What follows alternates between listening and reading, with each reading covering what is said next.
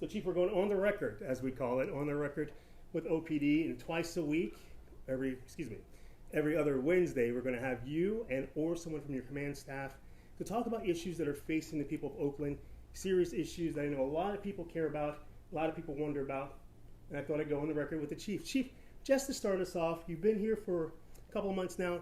Tell people in the community once again who you are. What's your story? Well, Leron Armstrong, Chief of Police for the Oakland Police Department, born and raised in Oakland. Been with the police department for over 22 years. It's been 2 months on the job, 2.5 months, nonstop.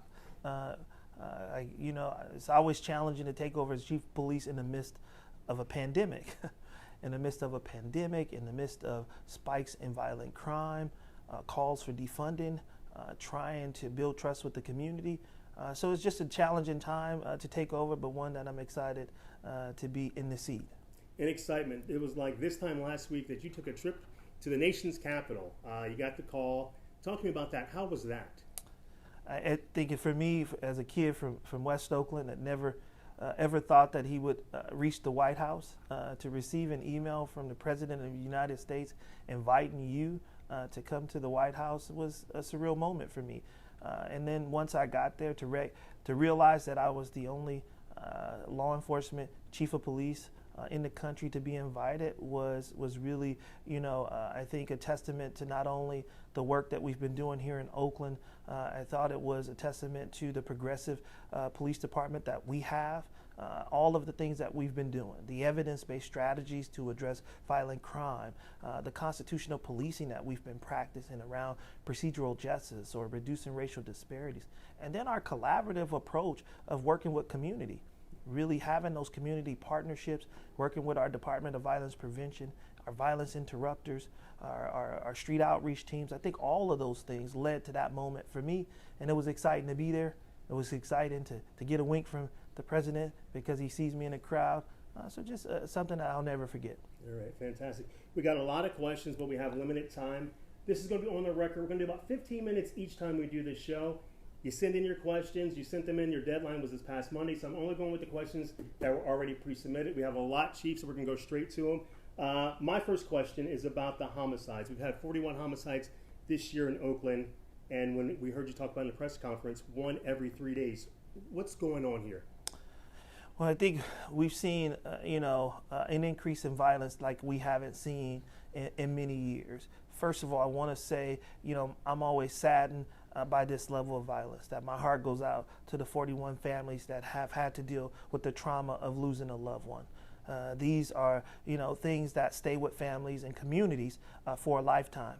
And so we've seen spikes in violence across the city. No one geographic area has been impacted more than our deep East Oakland area, particularly in our minority community. We've seen consistent gunfire. We've seen several shootings that are just different than what we've experienced over the last several years. Acts of violence, senseless violence, young men driving down the street, not bothering anybody down International Boulevard over the weekend. Gunfire rings out. This young man is shot in the rear seat of a vehicle and loses his life. Young man that had no association with groups or gangs, no criminal history, just a kid just driving in the streets, and now he doesn't make it to his 19th birthday. Really sad situation. Incidents of men in our community that have low level, what we think, confrontations, just disagreements that lead to gunshots being fired. And so it's just been really challenging for the department, and being strapped for resources, it's definitely had an impact on our ability to quickly address violence. And so just recognizing this moment, right, that the loss of life is the most important thing we have in this world.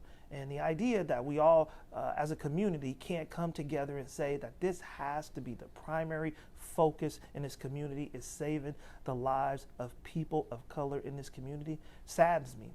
And so I'm going to be vocal about it because I care, because it means something to me, and because it's important.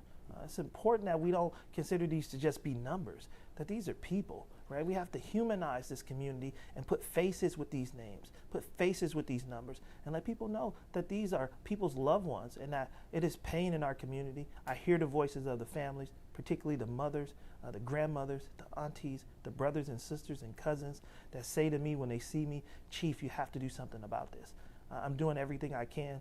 We are, as a department, doing everything we can, but I think it's going to take more than police. It's going to take community. It's going to take all of us coming together collectively to try to bring this violence to an end. And we said 41 homicides. Like you said, those are 41 people. And I know you try to go out to every homicide scene, especially since you became chief. Why is that important? And I know this is not about you, but I do know one of those homicide victims was a person that's part of your family as well. It is important that people know that it starts with me, that I care, and that I want community to know that I take each homicide in the city very seriously. The sanctity of life is important, and people need to know that I'm pushing my officers to humanize people and say to people, we are going to do the best we can to try to bring the person responsible for this to justice. That we, again, want to work closely with our Department of Violence Prevention to heal the trauma. There is pain in this community. And you know, you always have, you know, deal with this idea that hurt people hurt people. So how do we as a community say that we don't want to see more pain inflicted on others in our community? That should be our primary goal here. Oakland needs to be a safe city. Now, I've been here a long time. I won't say how long. It's over 40-something years. A while. We know it's been a while. Right? And I think we all dream of living in a safe community. I had years where I could play outside in front of my house and didn't have to worry about the threat of violence, the threat of speeding cars coming down the street where we had to run out the street because we might get hit. We don't have that right now. Young people don't feel safe. And I hear the voices of families that are telling me, Chief, we can't come outside the house. It's not safe. We're afraid. And I think everybody should be concerned about that. Everybody should be concerned that your grandparents and the most vulnerable people in our community are being robbed and beaten.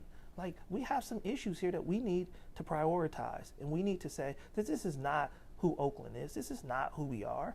But it's going to take the voices of the silent majority of the city to speak up about these increases in violence and what's not acceptable for all of us. And you said the silent majority. Really quickly before we go to the next questions, I know there's two other things that popped in my head when I was just talking to you. I know when you were at the White House, I remember hearing the president say there's 300 shootings nationwide a day. 300. Yeah. And 100 of those people die nationwide. Yeah. Those numbers are just unbelievable in itself. And you talked about the problems we're facing here in Oakland. But what are you, as the head of the department, what are you doing to try to deter and solve this? Well, I'm using two-pronged effect, right? I'm still using our ceasefire strategy. That's our primary strategy for reducing violence in the city of Oakland. And that's a collaboration between the Oakland Police Department, the community, but also Department of Violence Prevention, really messaging to those that are at the highest risk of being involved in violence that, hey, there is an alternative. There is an option to do different things, make different decisions so that you can be alive and free. That's the goal. Keep young people, keep men of color in particular, alive and free. So our ceasefire strategy was affected by the pandemic. We weren't able to do things the way we always have been able to do them because we couldn't have direct communication with people. But now things are beginning to open up, and I think you'll see our ceasefire strategy in full force coming up in the next week or two. I think the second thing I've done is that I've reorganized the department. I created a new section called the Violent Crimes Operations Center. I've really centralized our enforcement efforts by bringing all of our crime reduction teams under one command structure so that we can be quicker and more nimble addressing violence. That violence does not have a geographic area, right? People are not just looking, I only shoot in one place, right? People track people down wherever they are and commit violent acts in this city. We need to be in front of that. We need to use intelligence and information to get in front of these crimes so that we can prevent them. We also need to work closely with our violence interrupters to actually be able to have communication with those that are in direct conflict. See if we can mediate this conflict and see if we can lead to safe outcomes so that people don't have to die and nobody has to pull a gun and fire bullets in our community. That's really what our goals are, and I appreciate our department and the community being supportive of that as we make adjustments to address violent crime in Oakland. Now, I know we can discuss that for a very long time. There's a lot going on there.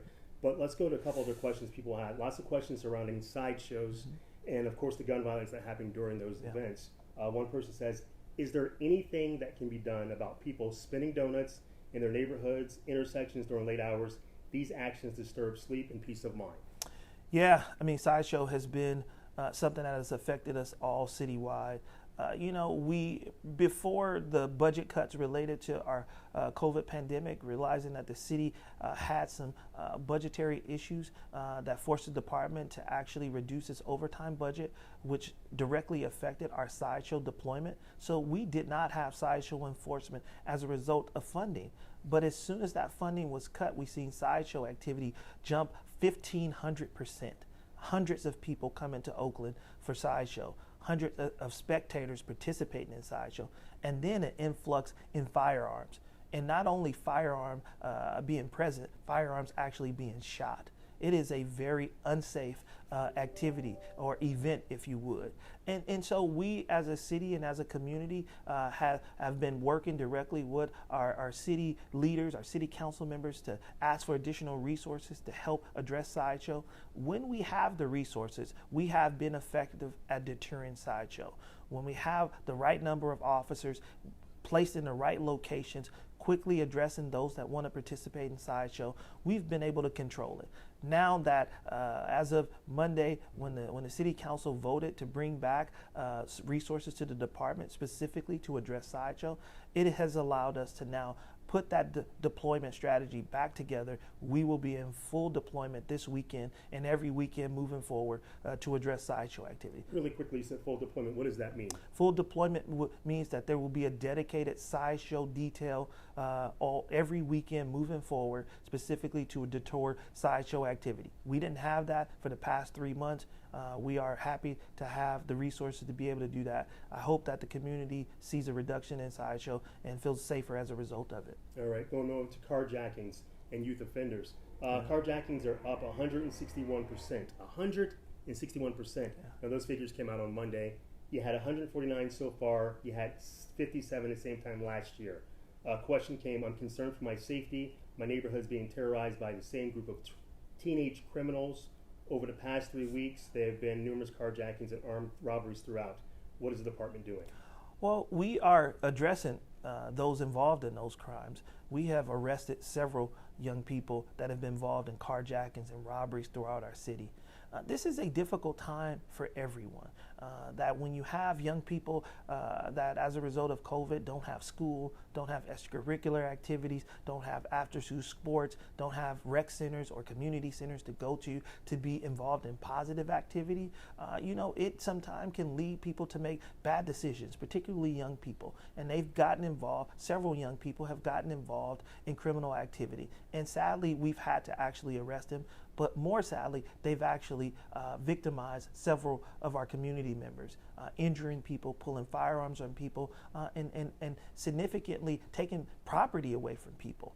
And so as we have been trying to address this issue, we've been trying to do it in a holistic way. What I don't want to do is increase the pipeline to prison. That's not what I'm interested in, particularly for young people. So I've been working with the probation department as well as community-based organizations to begin to have identify alternative to arrest programs that can help young people sort of get through these difficult times, help them make better decisions, help them better understand not to go down this road of being involved in criminality. I want young people to learn a lesson, but not one that includes incarceration. So I think we as a community, I think Oakland is a city that believes that we can restore people, that we can help people work through issues. That's what I'm seeking to do. And so I must say I appreciate the partnership between the Oakland Police Department and the City of Oakland and the Alameda County Probation Department. Chief Wendy Steele has been phenomenal, giving additional funding. She gave $500,000 to our OK program, which is a mentoring program for young men. And so we've been using that funding to increase our mentorship in the community. We also are working with a program called NOAB, which is a diversion program for young people. We are interested in working with our community groups like Our Joy around restorative restorative justice, allowing community to be involved in circles, restorative justice circles, so that young people can hear from those that they have victimized. So I think there's so many alternative responses to crime that we can explore, but also we have to recognize that this is a problem, that victimizing the most marginalized communities, the most vulnerable communities, is something that we cannot tolerate. We had lots of questions about the violence in Oakland. I know we're running short on time, but I'm going to get you as long as I can. One person says, what is being done to prioritize the uptick in crime, specifically armed carjackings and violent crime, including gun deaths in East Oakland? We talked about that a little bit. Yeah. Another question is about the traffic enforcement. There's a huge amount of dangerous, reckless driving that is putting our community at risk.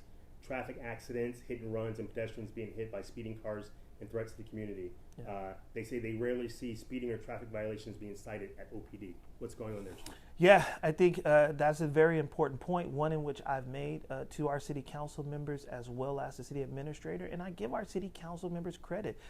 They responded. The funding that was released on Monday included the funding for additional traffic squads, our motor officers. We, as a result of the budget, like I mentioned earlier, we lost those motor squads, and we didn't have a unit specifically dedicated to traffic enforcement.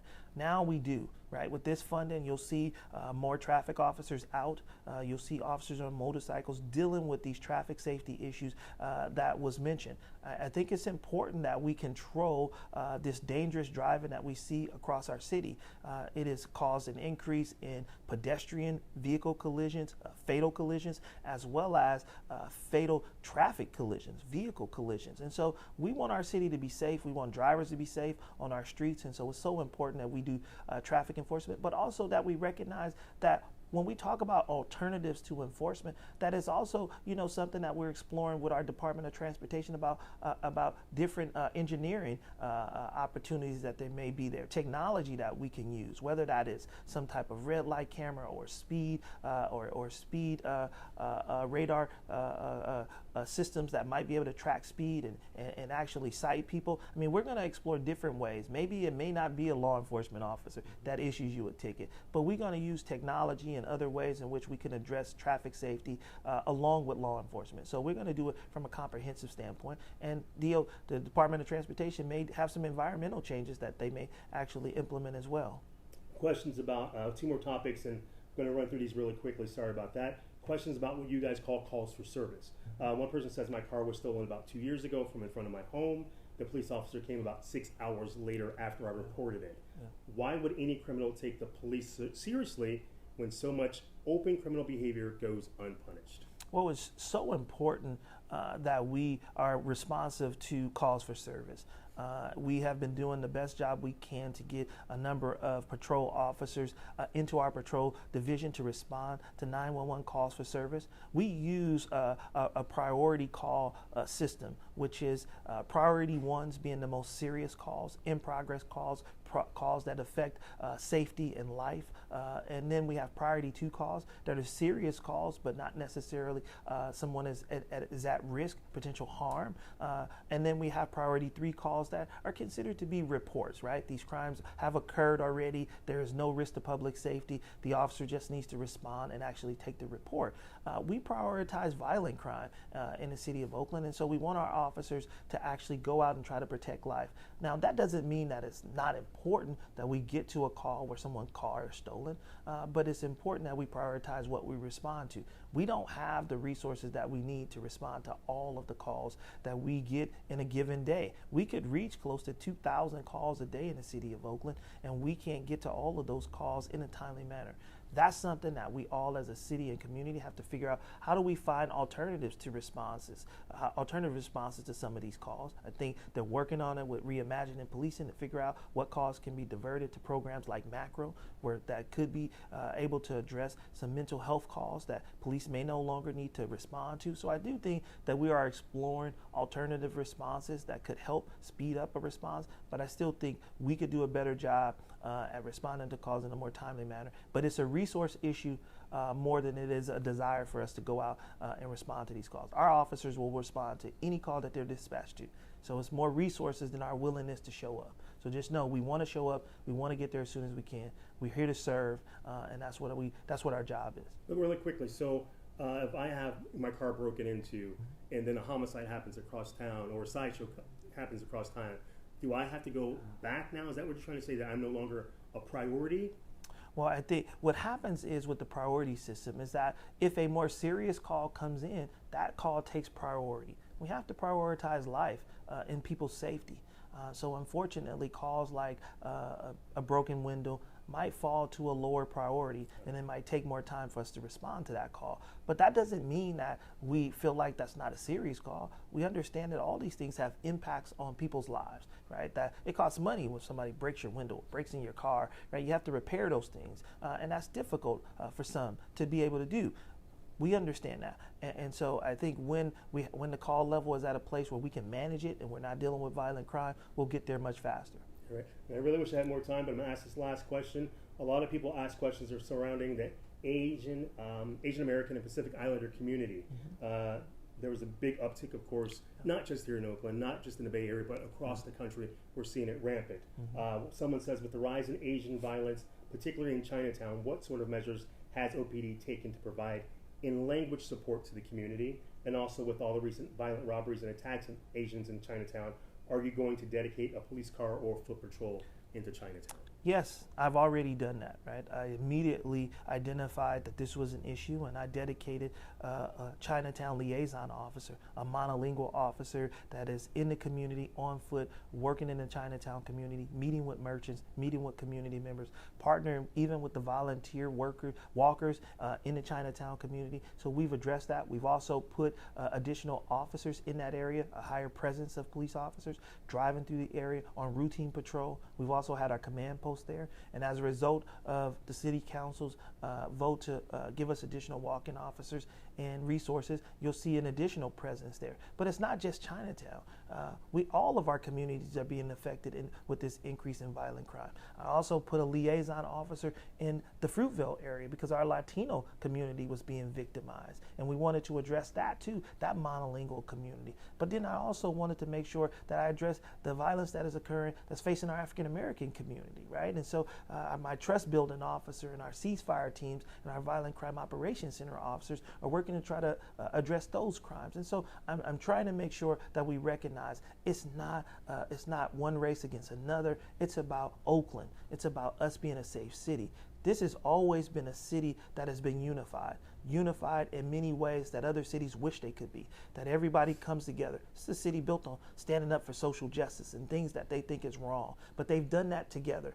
Let's not allow these type of issues to divide us. Let's address crime across the board in all communities, because everybody deserves to be safe, no matter where you live, no matter what you look like. Oakland should be a safe city for everybody.